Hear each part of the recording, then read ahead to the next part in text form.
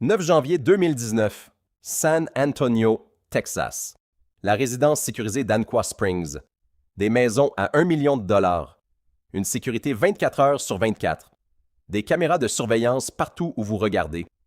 Les gens paient une fortune pour vivre ici parce qu'ils croient que c'est l'un des endroits les plus sûrs imaginables. Peu après 9 heures du matin, un appel arrive au service d'urgence. Le propriétaire de l'une des maisons semble affolé. Il dit au répartiteur que sa petite amie vient de tirer sur ses 2 filles avant de mettre fin à ses jours. Les officiers se précipitent sur les lieux et trouvent le propriétaire debout sur la pelouse impeccable devant le manoir. Il semble accablé, se couvrant le visage avec les mains. Mais presque immédiatement, les officiers remarquent quelque chose qui se démarque. Il n'y a pas une seule larme sur son visage. À l'intérieur de la maison, au 2e étage, les enquêteurs découvrent les corps de Nick Olsen, 37 ans, d'Alexa, 16 ans, et de London, 10 ans. Un pistolet est posé à côté de Nick. Il y a juste un problème. L'arme ne lui appartient pas. Elle appartient aux mêmes hommes qui se tient maintenant dehors, faisant semblant d'être en deuil. Puis quelque chose se produit qui change complètement la direction de l'affaire. L'écran du téléphone de Nick s'allume soudainement. Un message ordinaire arrive d'une collègue du salon. « Votre cliente est déjà là. Réfléchissez à cela un instant. Une femme qui aurait supposément venait d'anéantir toute sa famille ferait-elle des plans pour sa journée de travail ce matin-là et confirmerait-elle des rendez-vous avec des clients?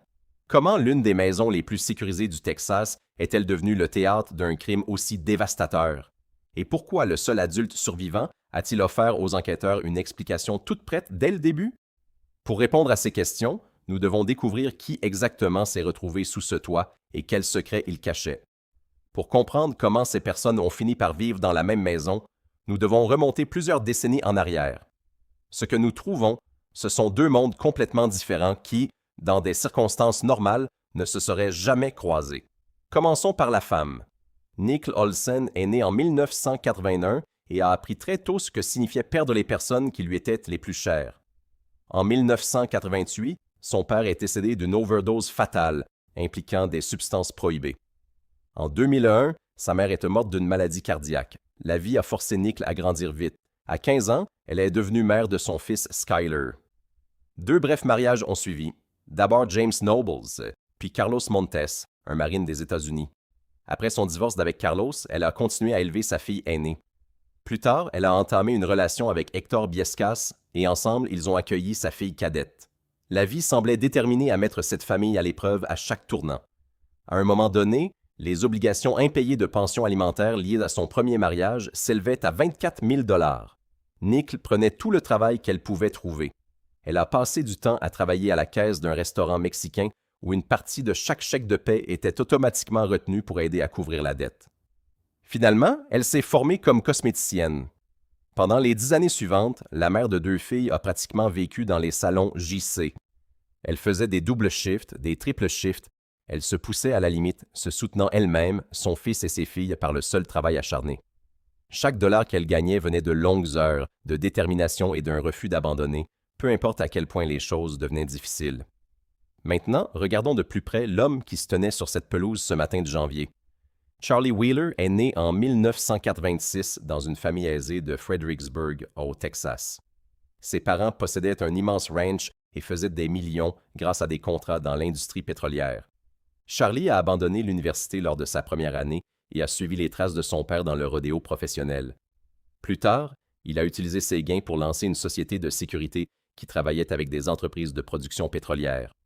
À l'âge de 24 ans, il avait vendu avec succès sa première entreprise, en avait démarré une autre et atteignait un niveau de revenus stupéfiant, rapportant apparemment environ 160 000 $ par jour. L'argent semblait résoudre chaque problème de sa vie.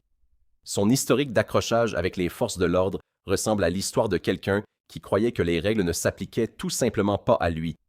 Il y avait une arrestation pour ivresse publique dans un country club, puis un incident de conduite en état d'ivresse. Selon les rapports, Wheeler a fait un geste moqueur envers un officier de police, lui braquant une lampe de poche dessus avant de s'éloigner à toute vitesse. L'officier a fini par le poursuivre à pied. Quand Wheeler a finalement été arrêté, il a refusé un test d'alcoolémie et n'a pas réussi à compter à rebours de 30 à 10. Pourtant, pour des raisons qui restent floues, l'affaire s'est effondrée. Des incidents dans des hôtels ont suivi le même schéma. Disputes, perturbations, une nuit à dégriser, puis très peu de conséquences. À chaque fois, le résultat était presque identique. Les charges étaient abandonnées, réduites ou remplacées par des amendes mineures. Gardez cela à l'esprit. Pendant des années, c'était quelqu'un qui franchissait répétitivement les limites légales et le système semblait prêt à fermer les yeux. Qu'est-ce que cela fait selon vous à l'état d'esprit d'une personne? Cela crée-t-il la conviction qu'il n'y a pas de vraies conséquences? Que tout est permis? Cela nous amène à une question évidente. Qu'est-ce qui pourrait bien connecter l'héritier d'une fortune pétrolière avec une coiffeuse qui avait passé toute sa vie à compter sur son propre travail? Leurs chemins se sont croisés en 2016. Charlie est tombée sur le profil de Nicole Olson sur les réseaux sociaux. À l'époque, elle aidait à promouvoir une marque de montres et de bijoux qu'elle avait lancée avec plusieurs amis. Le millionnaire lui a envoyé un message direct sur Instagram. Ce simple message s'est transformé en conversation. Les conversations se sont rapidement transformées en un rendez-vous. Pour leur première rencontre, Nick est arrivé dans un complexe hôtelier accompagné de son amie Vanessa. Dès le début, Charlie était persistant.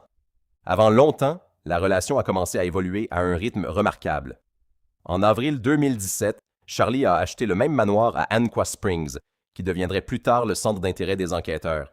La propriété mesurait environ 4500 pieds carrés et disposait d'une piscine, d'une sécurité privée et d'un accès contrôlé strict. Peu de temps après, Nick l'a emménagé avec ses filles. De l'extérieur, il semblait qu'elle avait finalement atteint la stabilité financière après des années de lutte.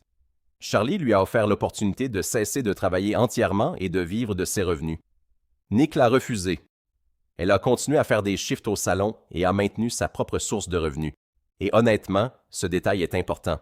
Même avec tout l'argent qui l'entourait, elle a choisi de continuer à travailler. C'était presque comme si elle comprenait instinctivement que devenir complètement dépendante d'une seule personne comportait des risques qu'elle n'était pas prête à prendre. Alors, même si le manoir, les grilles de sécurité et le style de vie luxueux pouvaient suggérer la stabilité, Nick continuait à construire son propre filet de sécurité. Le premier signe d'alarme est apparu assez rapidement. Lors d'une séance photo professionnelle, Nick est arrivé avec un bleu visible sous l'œil. Elle a essayé de le couvrir avec du maquillage, mais il était encore visible. Quand son amie Vanessa lui a demandé ce qui s'était passé, Nick a balayé la question. Elle a mentionné nonchalamment qu'elle et Charlie s'étaient disputés, puis a immédiatement changé de sujet. Ce même été, le couple a célébré leur anniversaire dans un hôtel à Galveston. Le voyage s'est mal terminé. Une dispute a dégénéré au point que la sécurité de l'hôtel est intervenue et a expulsé Charlie de la propriété. Réfléchissez à la façon dont une personne raisonnable pourrait gérer cette situation. La plupart des gens rassembleraient leurs affaires et partiraient. Charlie a fait cela aussi. Mais il est allé plus loin. Il a fait ses bagages, a pris les valises de Nick, a pris son téléphone portable, est monté dans sa voiture et est parti. Il l'a laissé complètement seul dans une ville inconnue sans aucun moyen de communiquer. Nick a finalement rejoint une amie prénommée Monica. Les deux ont parlé pendant 17 heures d'affilée. Nick a pleuré.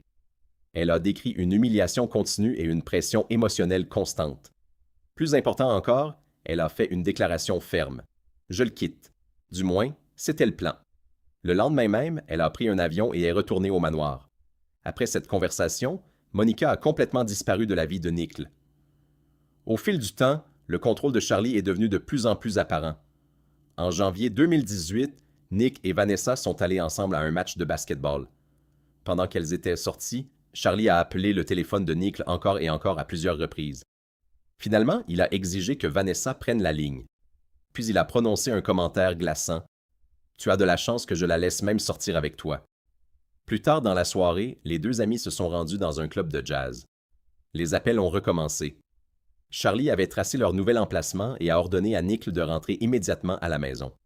Cet été-là, Vanessa a rendu visite au couple dans le manoir d'Anaqua Springs. Les deux amis se détendaient dans le jacuzzi quand Charlie est soudainement entré dans le jardin, visiblement furieux. La raison était presque incroyable. Quelqu'un avait fait tomber un morceau de pepperoni sur le sol de la cuisine.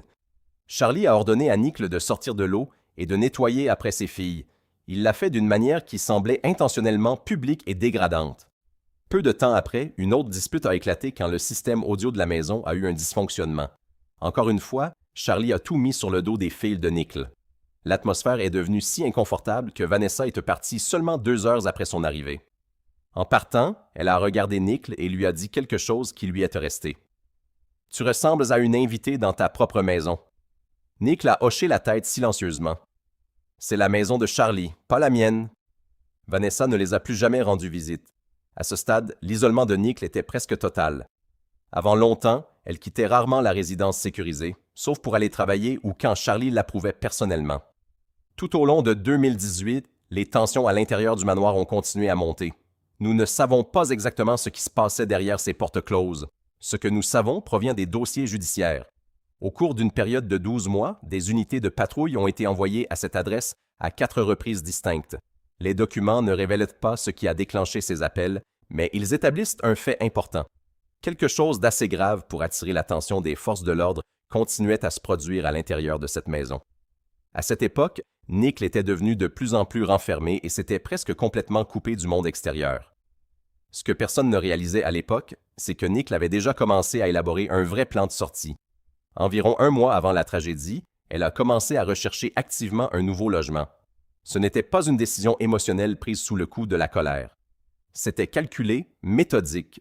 Elle a visité des appartements à louer, comparé les options et cherché un endroit qui conviendrait à elle et à ses filles. Maintenant, ralentissons et examinons la chronologie du 9 janvier 2019.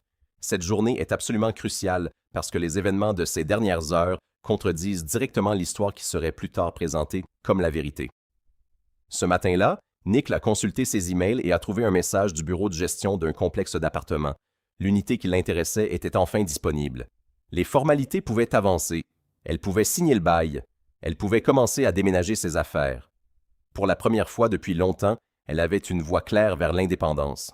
Plus tard dans la journée, elle s'est occupée de tâches quotidiennes ordinaires. D'abord, elle a contacté une cliente de longue date et confirmé un rendez-vous au salon pour le lendemain. Ensuite, elle a parlé avec sa collègue Bethany des horaires, des shifts et des plans de travail à venir. Vers 21 heures ce soir-là, Hector a appelé. En tant que père de London, il voulait parler de projets pour l'avenir. Le lendemain, un événement de casting pour une célèbre émission de télé-réalité se tenait dans la région, et London était impatiente d'avoir l'opportunité d'y participer. Nick et Hector ont discuté des pour et des contre. Après en avoir parlé, ils ont décidé qu'il valait peut-être mieux attendre encore un peu avant de se lancer dans l'audition. Puis London, 10 ans, a pris le téléphone elle-même et a bavardé joyeusement avec son père. Prenez un moment et réfléchissez à tout cela. Est-ce que cela ressemble à quelqu'un qui se prépare à mettre fin à ses jours quelques heures plus tard? Regardez les faits. Nick réservait sa place au salon. Elle discutait des opportunités futures pour sa fille. Elle avait la confirmation qu'un nouvel appartement l'attendait. Chaque heure du lendemain était déjà planifiée. Selon toutes les apparences, elle avait pris des mesures concrètes pour quitter Charlie pour de bon. Si cette histoire vous touche et vous tient en haleine, c'est exactement le genre d'affaires que nous continuons à explorer ici.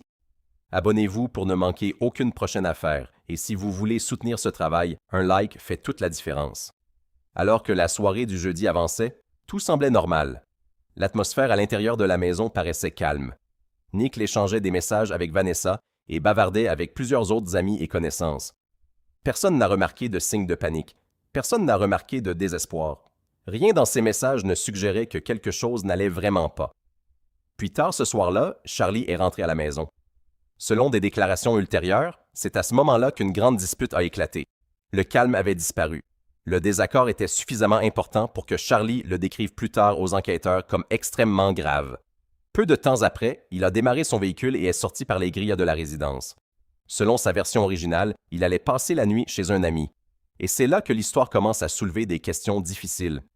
Il a laissé derrière lui une femme avec laquelle il venait supposément d'avoir une grande dispute. Il a laissé derrière lui Alexa et London. Puis après s'être éloigné du manoir, il a sorti son téléphone. Au lieu de simplement aller dormir ou rester chez des amis, il a commencé à chercher dans ses contacts le numéro de téléphone du frère de Nick. Et à partir de ce moment-là, une chaîne d'étranges événements nocturnes commence. Une séquence de décisions et d'actions qui, même aujourd'hui, est difficile à expliquer par une logique ordinaire. Les caméras de surveillance à la sortie de la résidence capturent silencieusement le véhicule de Wheeler quand il quitte la propriété. Donc oui, Charlie part vraiment. Et c'est là que l'histoire devient particulièrement intéressante parce que nous entrons maintenant dans le monde des preuves numériques. Les données de téléphones portables et les antennes relais n'ont pas d'opinion. Elles n'oublient pas les détails. Contrairement aux personnes, elles laissent généralement une trace qui peut être reconstituée. Tout ce que nous savons sur le reste de cette nuit-là provient presque entièrement des téléphones, des messages et des enregistrements numériques. Après avoir quitté la résidence, Charlie ne s'installe pas pour la nuit chez un ami. Au lieu de cela, il lance une vague de messages textes. Il commence à envoyer des messages à Nick, aux deux filles et au frère de Nick, Justin. Le thème reste remarquablement cohérent. Selon Charlie, il est profondément préoccupé par l'état émotionnel de Nick à la suite de leur dispute. Prenez du recul et regardez cette situation de l'extérieur. Vous venez de quitter la maison. Vous dites aux membres de la famille que votre partenaire traverse peut-être une grave crise émotionnelle. Alexa et London sont encore à l'intérieur. Si la situation est vraiment aussi urgente, pourquoi passer la nuit à envoyer des messages textes? La plupart des gens auraient soit fait demi-tour pour rentrer immédiatement, soit contacté les services d'urgence pour demander une vérification de bien-être. Au lieu de cela, Charlie continue de créer un dossier écrit de sa préoccupation à travers des messages textes. Puis un détail apparaît dans la chronologie numérique qui change toute la perspective. Un message arrive sur le téléphone de Charlie depuis le numéro d'Alexa. Le texte se lit « Es-tu là? Je pense qu'elle se parle à elle-même. » Un emoji de visage effrayé apparaît à la fin du message.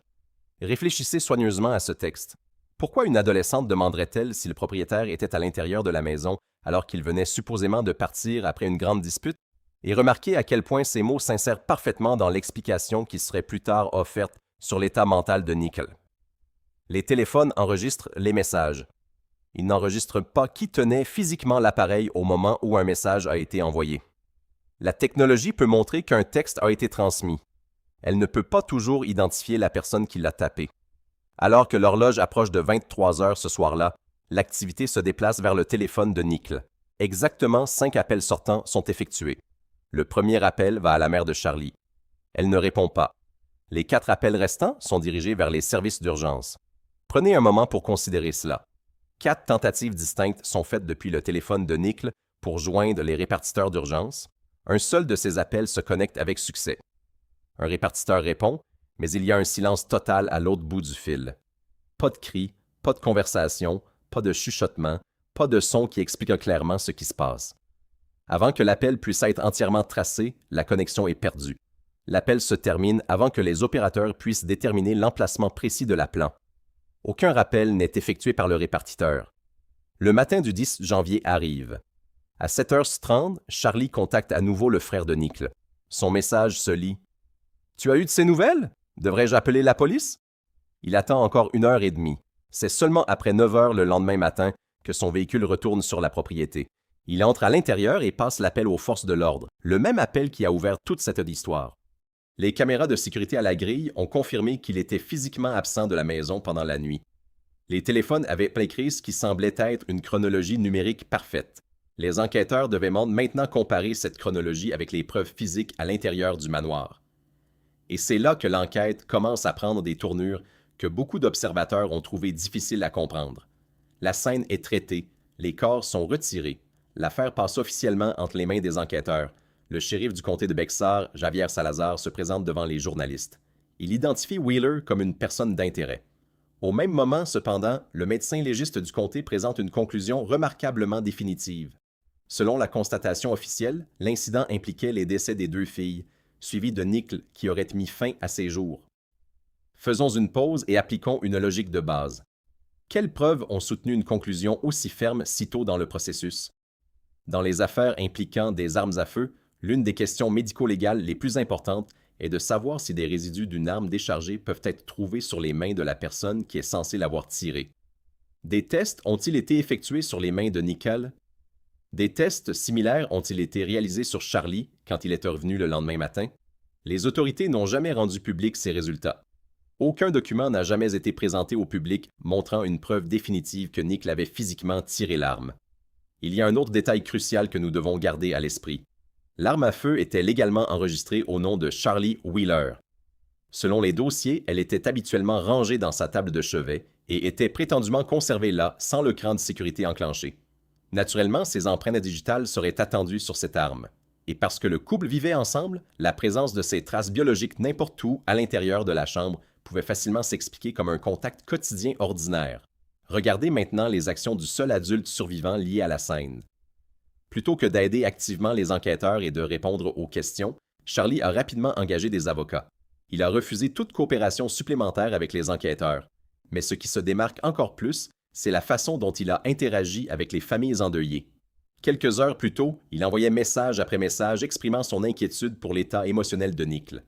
Maintenant, selon les proches de l'affaire, il s'est complètement retiré. Il n'a jamais contacté Carlos ou Hector, les pères d'Alexa et de London, pour offrir ses condoléances. Rien. Pas d'appel, pas de message, pas de contact du tout. Carlos et Hector ont refusé d'accepter l'explication officielle sans la remettre en question. Les deux ont publiquement décrit Nickel comme une mère dévouée qui, selon eux, n'aurait jamais fait de mal à Alexa ou London. Ils ont réclamé une enquête transparente plutôt que des conclusions tirées avant que toutes les questions aient été répondues. La réponse des autorités a suscité encore plus de controverses. Le shérif Javier Salazar a tenu une autre conférence de presse. Au lieu de présenter de nouvelles preuves physiques, il a inopinément dévié la discussion vers des affaires personnelles. Lors du briefing, il a suggéré que lors d'une dernière conversation téléphonique, Nick avait soulevé des questions sur la paternité d'Hector. Pensez à quel point c'était inhabituel. Le principal responsable des forces de l'ordre du comté répétait publiquement une affirmation non vérifiée pendant qu'un père en deuil cherchait des réponses sur sa fille de 10 ans. Plus tard, Salazar est revenu sur ses commentaires après qu'aucune preuve à l'appui n'ait émergé. L'incident a révélé quelque chose d'important sur la direction de l'affaire. Plutôt que d'apaiser les inquiétudes, il en a créé de nouvelles. Les questions des membres de la famille et des journalistes ont continué à croître. L'accès aux documents d'enquête est devenu de plus en plus limité. Les nouvelles informations se sont réduites à un filet et le statut de Wheeler en tant que personne d'intérêt est resté figé en place. Pas de changement majeur, pas de résolution publique. Ce qui nous laisse face à un défi que l'enquête n'a jamais pleinement résolu.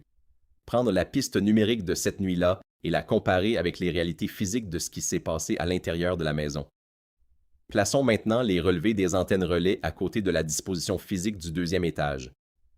Nous sommes de retour dans la nuit du 9 janvier 2019. Un homme franchit la porte d'entrée du manoir. À ce stade, Nick a déjà obtenu l'approbation confirmée pour un nouvel appartement. Elle ne dépend plus de l'argent de personne d'autre. Elle a enfin une issue. Une dispute commence. Une personne qui avait passé des années à résoudre les problèmes grâce à l'influence, aux relations et aux ressources financières se retrouve soudainement face à une résistance directe. Le système de contrôle qui avait défini la relation semble être en train de s'effondrer. La confrontation s'intensifie. À un moment donné, des coups de feu éclatent. 3 personnes s'effondrent sur le sol et toutes les 3 sont finalement retrouvées au même niveau de la maison, pas loin les unes des autres.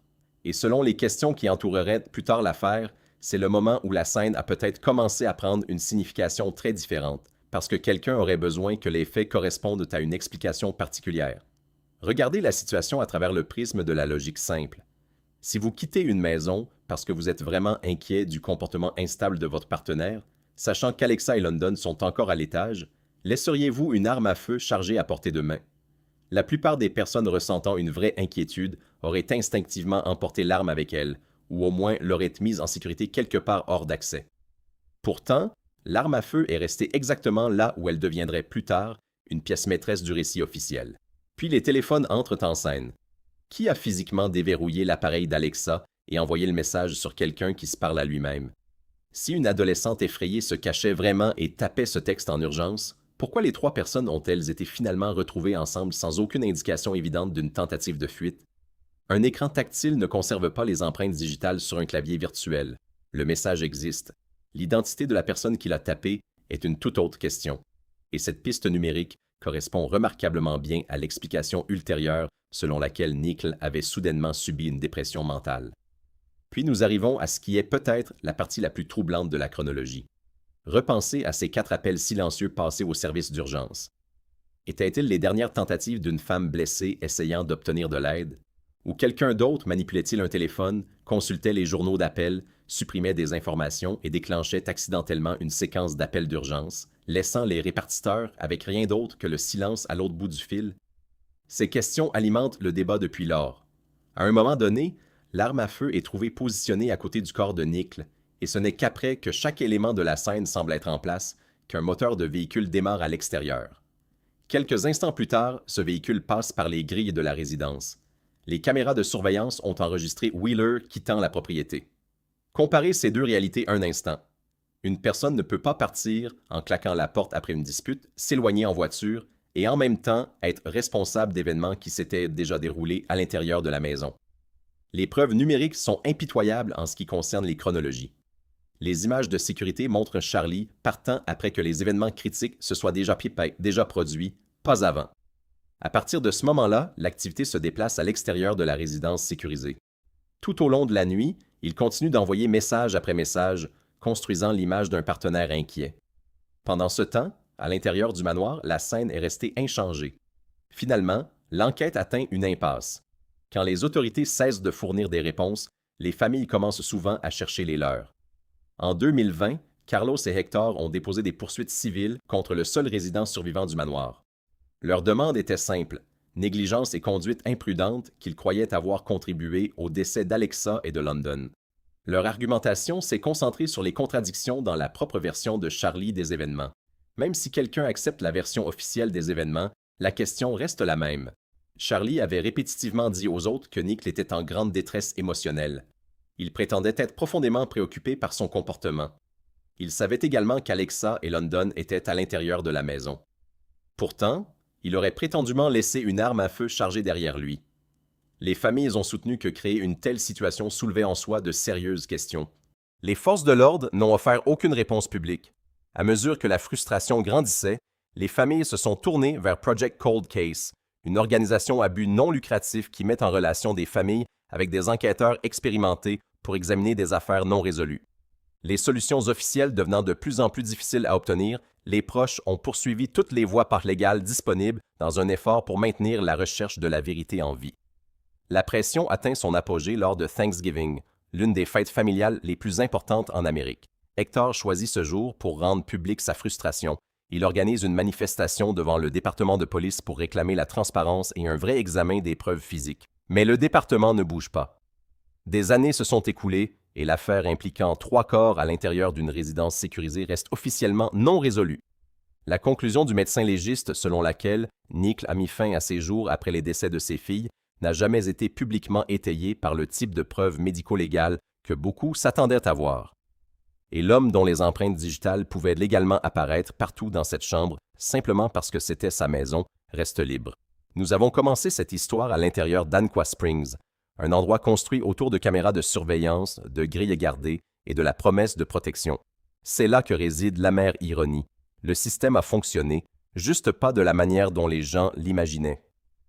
Les murs et les grilles n'ont pas protégé Nicole, Alexa et London à l'intérieur de cette maison. Mais les caméras ont bien enregistré 1 heure de sortie commode. Le cadre privé a tenu les témoins extérieurs à l'écart. Et la même sécurité censée protéger les résidents a peut-être contribué à créer un alibi. C'est là que s'arrêtent les faits confirmés derrière les dossiers fermés du Texas. Faites confiance à la logique. Vérifiez chaque détail. Et n'acceptez jamais les coïncidences commodes sur une scène de crime. Si cette affaire vous a marqué, laissez un commentaire, un like et abonnez-vous pour ne jamais manquer la prochaine histoire.